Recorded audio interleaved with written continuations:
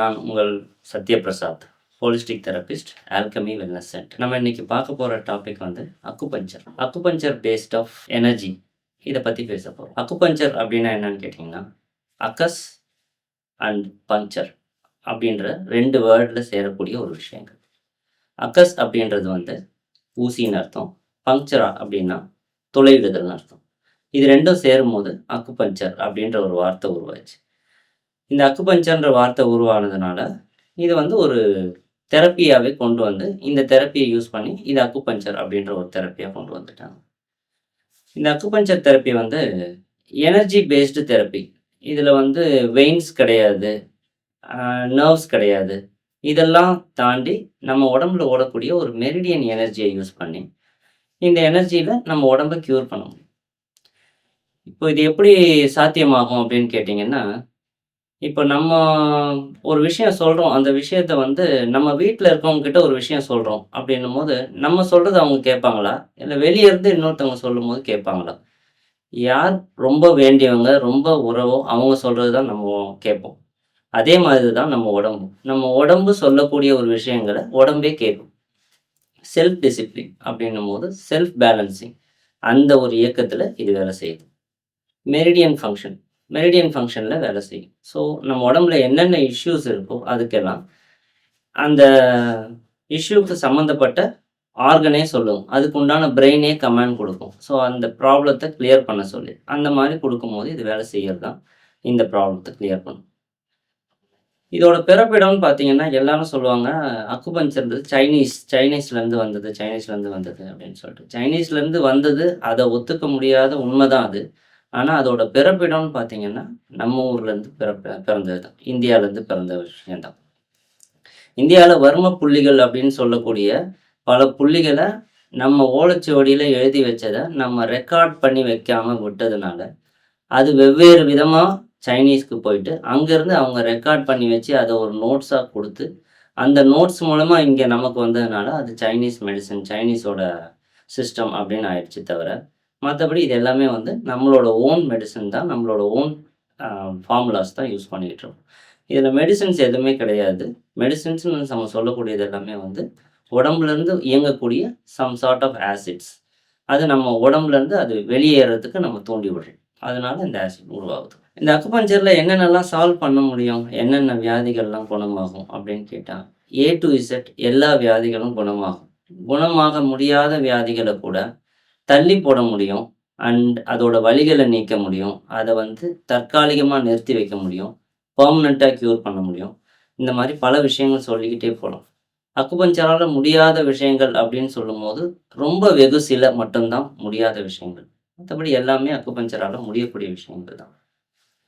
இதில் என்னென்ன க்யூர் பண்ணலாம் உடம்புல அப்படின்னு கேட்டிங்கன்னா, A to Z அப்படின்னு நான் ஏற்கனவே சொல்லிட்டேன். அது A to Zனா முடி முதல் பாத கால் வரை எல்லா வியாதிகளும். நீங்கள் முடி கொட்டுற வியாதியிலேருந்து வர்றீங்க, முடி கொட்டுது அதிகமாக அப்படின்னு வர்றீங்க அப்படின்னாலும் அதுவும் சரி பண்ணலாம். நம்ம முடி கொட்டுதுன்னா முடியை போய் பார்க்கக்கூடாது. முடி கொட்டுதுன்னா அதுக்கு உண்டான ஆர்கன் என்ன இஷ்யூ இருக்குது, முடி ஏன் கொட்டுது அப்படின்னு பார்த்தீங்கன்னா, ஜென்ரலாக பார்க்கும்போது உடல் உஷ்ணம் அதிகரிக்கிறதுக்கு லிவர் ஒரு முக்கிய காரணம். ஸோ லிவரோட உஷ்ணம் அதிகரிக்கும் போது முடி கொட்டுதல் ஏற்படும். ஸோ இந்த மாதிரி முடி கொட்டுது, அந்த முடி கொட்டுறது வந்து லிவரோட உஷ்ணத்தினால வருது அப்படின்னும் போது, ஸோ லிவரோட உஷ்ணத்தை குறைப்போம், வயிறோட இம்சைகளை சரி பண்ணுவோம். இதெல்லாம் சரி பண்ணும்போது உடலோட உஷ்ணம் குறையும். உடல் உஷ்ணம் குறையும் போது ஆட்டோமேட்டிக்காக முடி கொட்டுறது நிற்கும். உடம்புல விட்டமின் டி அதிகமாக எடுக்கப்படும். அந்த விட்டமின் டி இல்லாத சத்துனாலையும் முடி கொட்டும். ஸோ விட்டமின் டி உறிஞ்சறதுக்கு தேவையான லிவருக்கு தேவையான எனர்ஜியை கொடுக்கும். இப்படி எனர்ஜியை கொடுக்கும்போது அது என்ன பண்ணும் அப்படின்னு கேட்டிங்கன்னா, நம்ம சன்லைட்லேருந்து எனர்ஜியை அப்சர்வ் பண்ணி வச்சுக்கிட்டு உடம்புக்கு தேவையான விட்டமின் டியை கொடுக்கும். இப்படி கொடுக்கும்போது முடி கொட்டுறது நிற்கும். இந்த மாதிரி ஒவ்வொரு பிரச்சனைகளுக்கும் சொல்லிக்கிட்டே போகலாம். மைக்ரேன் ஹெட்டேக் வந்து இன்றைக்கி வரைக்கும் சரி பண்ண முடியாத பல விஷயங்கள். நாள்பட்ட மாத்திரை சாப்பிட்டுக்கிட்டே தான் இருப்பாங்க. இது ஆரம்பித்து ஒரு 3 வருஷமாக சாப்பிட்டுக்கிட்டு இருக்கேன், 6 வருஷமாக சாப்பிட்டுக்கிட்டு இருக்கேன் அப்படின்னு மைக்ரேன் ஹெட்டேக்கு சாப்பிட்டுக்கிட்டு இருக்கவங்க இன்னமும் இருக்காங்க. ஸோ அந்த மாதிரி இருக்கவங்களுக்கு கூட மைக்ரேன் ஹெட்டேக்கெல்லாம் இதில் சால்யூபிள் தான். ஈஸியாக கரையலாம். கொஞ்சம் கொஞ்சமாக கரைச்சி அது ஒரு 8 செஷன்லேருந்து 10 செஷனுக்குள்ளே ஒரு நல்ல கண்ட்ரோலுக்கு கொண்டு வந்துடலாம். நம்ம எவ்வளோ தூரம் லெவலில் இருக்குது செஷன் அப்படின்றத பார்த்துட்டு அந்த லெவல்லேருந்து கொஞ்சம் கொஞ்சமாக படிப்படியாக அதோட இறக்கத்தை கொண்டு வந்து நம்ம தலைவலியே இல்லை, மைக்ரைன் ஹெட்டேக்கே இல்லை அப்படின்ற அளவுக்கு கொண்டு வரலாம். மைக்ரைன் ஹெட்டேக்கு, அதுக்கப்புறம் பார்த்தீங்கன்னா chest pain, lungs congestion, varicose vein, sciatica, இந்த மாதிரி விஷயங்களுக்கெல்லாம் நல்ல ஹெல்ப்ஃபுல்லாக இருக்கும். இந்த அக்குபஞ்சரில் சயாட்டிக்காவுக்கு பெஸ்ட் ரெமெடி இருக்குது. உங்களுக்கு 2 செஷன்லேருந்து 3 செஷன் எடுத்தீங்கன்னாலே ஒரு நல்ல பெனிஃபிட்ஸை நீங்கள் பார்க்க முடியும். நீங்கள் ஏற்கனவே வரும்போது கால் எடுத்து வைக்க முடியல, கால் நொண்டிக்கிட்டு வர்றீங்க, நிற்கவே முடியாது, அந்த மாதிரி இருக்கிறீங்க அப்படின்னாலுமே சயாட்டிக்காவுக்கு நல்ல ரெமெடி கிடைக்கும். ஒரு 2 செஷன் எடுத்த உடனே உங்களால் ஃப்ரீயாக இருக்க முடியும், உங்களால் கால் நடக்க முடியும், உங்களுக்கு அந்த வலி குறையிறது தெரியும். மேஜராக பெயின் எல்லாம் வந்து இம்மீடியட்டாக ரிலீவ் பண்ணி உங்களுக்கு கொஞ்சம் கொஞ்சமாக அந்த வேதனையிலேருந்து கம்ப்ளீட்டாக விடுவிச்சு கொடுக்கலாம். அந்த அளவுக்கு நல்ல பெனிஃபிட்ஸாக கிடைக்கும் இதில். வெரிகோஸ் வெயின்னு சொல்லும்போது பார்த்தீங்கன்னா அதிகப்படியாக நிற்கிறாங்க இல்லையா, பஸ் கண்டக்டர்ஸு, டீச்சர்ஸு, நிறைய நிற்கிற வேலை பார்க்குறவங்க, அவங்களுக்கு எல்லாமே வெரிகோஸ் வெயின் வரும். வெரிகோஸ் வந்து காலில் இருக்கக்கூடிய சதைகளில் தொடையோட பின்பக்கத்தில் அதிகமாக பச்சை நரம்புகள் சுற்றிக்கிட்டு இது வரும். இது நீங்கள் எங்கே போனீங்கனாலும் அந்த நரம்புகள் போகிற பாதைக்கு தான் ட்ரீட்மெண்ட் பண்ணுவாங்க. அக்குபஞ்சரில் அப்படி கிடையாது. நோய் நாடி, நோய் முதல் நாடி அப்படின்னு சொல்லக்கூடிய வகையில் நோய் எங்கேருந்து ஆரம்பிக்குது அந்த இடத்துக்கும் ட்ரீட்மெண்ட் கொடுக்கும். இந்த அக்குபஞ்சர் முறையோட பார்க்கும்போது பார்த்தீங்கன்னா வெரிகோஸ் வெயின் ஸ்டார்ட் ஆகிறது வந்து லம்பார் எலும்பில் ஸ்டார்ட் ஆகும். ஸோ லம்பாருக்கு உண்டான சிகிச்சையை கொடுத்தோம் அப்படின்னு சொன்னீங்கன்னா வெரிகோஸ் வெயின் ரிலீஸ் ஆகும். ஸோ லம்பாரில் இருக்கக்கூடிய கம்ப்ரெஷன், அந்த கம்ப்ரெஷன் தான் உங்களுக்கு வெரிகோஸ் வெயினாக தொட ஃபுல்லாக வராது. அந்த கம்ப்ரெஷனை ரிலீவ் பண்ணும்போது ஆட்டோமேட்டிக்காக இந்த வெரிகோஸ் வெயின் சொல்லக்கூடிய ரிலீஃப் வெயின்ஸ் ரிலீவ் ஆகி நார்மல் ஸ்டேஜுக்கு வந்துடும்.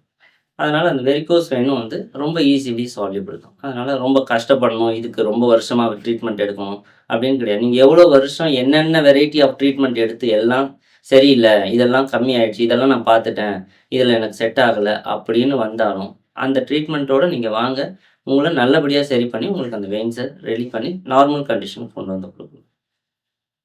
அண்ட் இது இல்லாமல் லம்பார் ஸ்பாண்டிலிட்டிஸ் வரும், நீ பெயின் வரும், நீ ஸ்பாண்டிலிட்டிஸ், சர்விக்கல் ஸ்பாண்டிலிட்டிஸ், இந்த மாதிரி இருக்கக்கூடிய எல்லாருக்குமே வந்து வித்தின் 2 to 3 வீக்ஸ்க்குள்ளே மோர் தேன் எ பெனிஃபிட், இது வரைக்கும் நீங்கள் பார்க்க முடியாத பெனிஃபிட்ஸ் எல்லாம் இதில் உங்களுக்கு கொடுக்கலாம். அந்த மாதிரி பெனிஃபிட்ஸ் கொடுக்குற அளவுக்கு அக்குபஞ்சரில் நல்ல பவர் இருக்குது.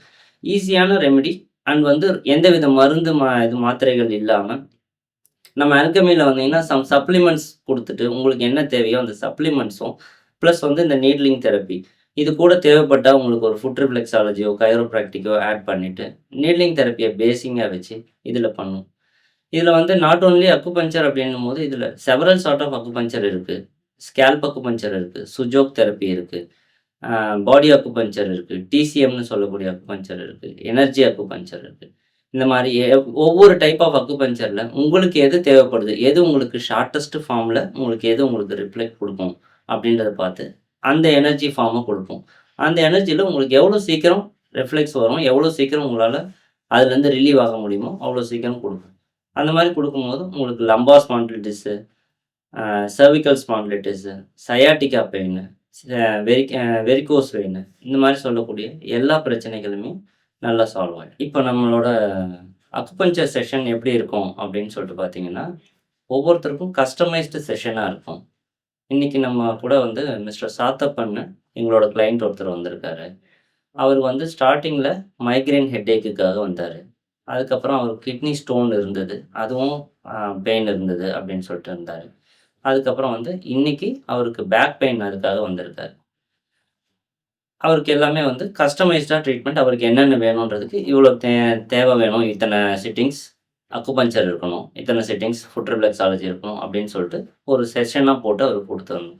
அவர் கம்ப்ளீட்டாக எல்லாத்தையும் முடிச்சிருக்காரு. இன்றைக்கி மைக்ரைன்ஸ் எல்லாம் முடிஞ்சிருக்கு. அவருக்கு மைக்ரைன்ஸோட இஷ்யூ கம்ப்ளீட்டாக கிளியர் ஆகிடுச்சு. அண்ட் வந்து 4.5 mm கிட்னி ஸ்டோன் இருந்தது. அந்த கிட்னி ஸ்டோனும் எந்தவித ஆப்ரேஷனும் மெடிசன்ஸும் இல்லாமல் ஒன்லி அவர் treatment of acupuncture and foot reflexology இதை கம்பைன் பண்ணி இதுலேயே அவருக்கு க்யூர் பண்ணி அந்த ஸ்டோன்ஸை வெளியே எடுத்துட்டோம் பை நேச்சுரலாகவே. அண்ட் இப்போ இதெல்லாம் வந்து க்ரானிக்கல் இஷ்யூஸ். இப்போ அவருக்கு கரண்ட்டாக பைக்கில் போகும்போது ஒரு லம்பாரில் ஒரு பல்ஜ் ஆகி ஸ்பாண்டிலைட்டிஸ் மாதிரி வந்திருக்கு. ஸோ இது வந்தே 2 to 3 days தான் ஆச்சு. அந்த மாதிரி 3 days வந்த ட்ரீட்மெண்ட்டுக்கு இப்போ அவர் வந்திருக்காரு. ஸோ இந்த ட்ரீட்மெண்ட்டுக்கு வந்து 3 days செஷனுக்கு உடனே அவருக்கு நீட்லிங் கொடுத்து இன்றைக்கே அவருக்கு உண்டான ரிசல்ட் பார்க்கலாம். க்ரானிக்குக்கெல்லாம் வந்து ஒரு கஸ்டமைஸ்டு ட்ரீட்மெண்ட் போது 7 to 8 செஷன்ஸ் போட்டு அந்த 8 செஷன்ஸ்க்குள்ளே அவருக்கு பெட்டர் ஆகும். அந்த மாதிரி பார்க்கலாம். இன்றைக்கி நம்ம மிஸ்டர் சாத்தப்பனை பார்க்கலாம். அவர்கிட்டையும் பேசலாம். அவருக்கு ட்ரீட்மெண்ட்டும் கொடுத்துட்டு அவர்கிட்ட எப்படி இருந்ததுன்ற ரிசல்ட்ஸும் கேட்டு தெரிஞ்சுக்கலாம். Hello, hi. என் பேர் சாத்தப்பன். நான் பாலவாக்கத்துலேருந்து வரேன் நான். இங்கே இந்த நீடில் தெரப்பி ட்ரீட்மெண்ட்டுக்காக நவம்பர் எண்ட்லேருந்து வந்துட்டுருக்கேன். I have completed more than 8 sessions. I am feeling better now. First time வந்து நான் இந்த சைனஸ் அந்த ஒன் சைடு ஹெட்டேக்காக வந்தேன், மைக்ரேன். அப்போ அந்த needle therapy as well as food reflexology அது ஸ்டார்ட் பண்ண ஆரம்பித்தோம். மோர் தேன் 2 செஷன்ஸ்லேயே கொஞ்சம் எனக்கு அந்த ஹெட்டேக் எல்லாம் கம்மியாச்சு. அது ஏர்லி மார்னிங் எனக்கு அந்த 4 to 5 அந்த டயத்தில் எனக்கு அந்த ஹெட்டேக் வரும் எனக்கு. It will last to 1 day. 24 hours இருக்கும் ஒரு சில டைமு. இப்போ அந்த ரிஃப்ளெக்ஸாலஜி ப்ளஸ் நீடில் தெரப்பி ரெண்டும் அப்புறம் பண்ண அப்புறம் அப்படியே டோட்டலாகவே இப்போ எனக்கு அந்த ஏர்லி மார்னிங்கில் எனக்கு அந்த ஹெட்டேக் வரதில்லை. ரொம்ப நல்லா இருக்குது அந்த தெரப்பி எனக்கு போகுது. இப்போ 8 செஷன்ஸ் முடிச்சிருக்கீங்க. இப்போ இந்த 8 செஷன் முடிச்சதுல உங்களுக்கு எந்த அளவுக்கு பெனிஃபிஷியலாக இருக்குது? நீங்கள் ஏற்கனவே இருந்தது 100% தலைவலினா, இப்போ உங்களுக்கு எவ்வளோ பர்சன்டேஜ் தலைவலி இருக்குன்னு சொல்லலாம் நீங்கள்? இது டோட்டலாகவே எனக்கு தலைவலி கம்ப்ளீட்டாகவே க்யூர் ஆயிடுச்சு எனக்கு. 0% 0% வந்துருச்சு எனக்கு. தலைவலி தவிர வேற ஏதாவது பிரச்சனைக்காக வந்தீங்களா? அந்த கிட்னி ஸ்டோன் அதுலேயும் கொஞ்சம் ப்ராப்ளம் இருந்தது எனக்கு. அதுலேயே அந்த தெரப்பி பண்ண இப்போ அந்த கிட்னி ஸ்டோனும் எனக்கு க்யூர் ஆயிருக்கு எனக்கு. கிட்னி ஸ்டோன் வந்து நீங்க ஏற்கனவே இது எடுத்திருந்தீங்களா? சிடி ஸ்கேன் எடுத்து பார்த்தீங்களா? ஆமாம்மா. சிடி ஸ்கேன் எடுத்தது 4.5 mm அந்த மாதிரி இதில் இருந்தது.